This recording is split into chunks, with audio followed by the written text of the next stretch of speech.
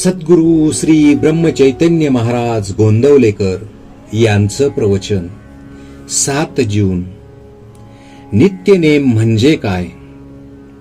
नित्यनेम म्हणजे काय? नित्याचा जो नियम तो खरा नित्यनेम होय. नित्य कोण? जो कधीही बदलत नाही तो.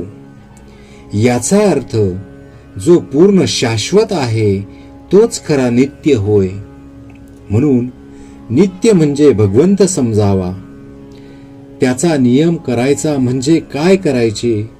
नियम करणे याचा अर्थ नियमन करणे, निग्रह करणे, वश करून घेणे, स्वाधीन ठेवणे हा होय. आपले मन भगवंताच्या स्वाधीन करणे, त्याच्या ठिकाणी ते नेहमी ठेवणे याचे नाव नित्य नियम होय.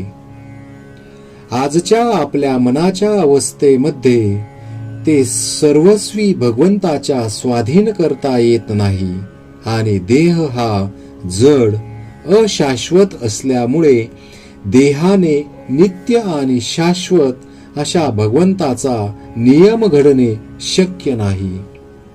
म्हणून देहाने घेता येत असून देहाच्या पलीकडे असणारे आणि सूक्ष्म असल्यामुळे भगवंताशी शाश्वत संबंध असणारे असे भगवंताचे नाम अखंड घेणे हा आपला खरा नित्य नियम आहे.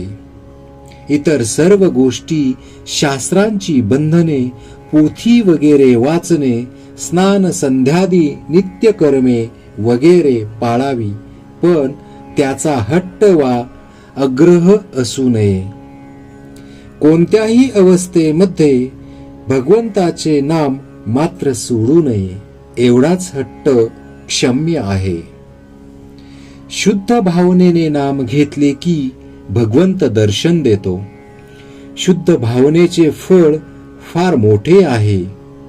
पुष्कळ वेळा गरीब आणि अशिक्षित लोकच या बाबतीत श्रेष्ठ असतात. आपण नाम घेत जावे, नामाने भावना शुद्ध होत जाते.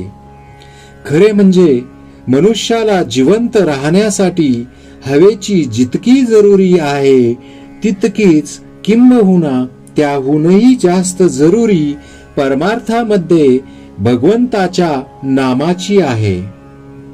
भगवंताच्या नामाशिवाय न राहण्याचा संकल्प प्रत्येक माणसाने केला पाहिजे. भगवंत हट्टाने किंवा उगीच केल्याने कष्टाने साध्य होत नाही.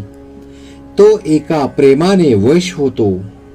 प्रेमामध्ये हट्ट आणि कष्ट झाले तर शोभतात आणि हिताचे होतात. आपण भक्तांचे प्रेम न पाहता त्यांचा हट्ट आणि कष्ट तेवढे बघतो. जो मनुष्य 3.5 कोटी रामनामाचा जप करील त्याला भगवंताच्या प्रेमाचा अनुभव आल्या वाचून राहणार नाही. शंका या फार चिवट असतात. त्या मरता मरत नाहीत.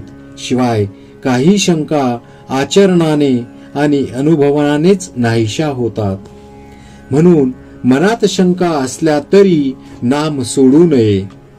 सतत नाम घेत गेल्याने मन स्वच्छ होत जाते आणि सर्व शंका आपोआप विरून जातात.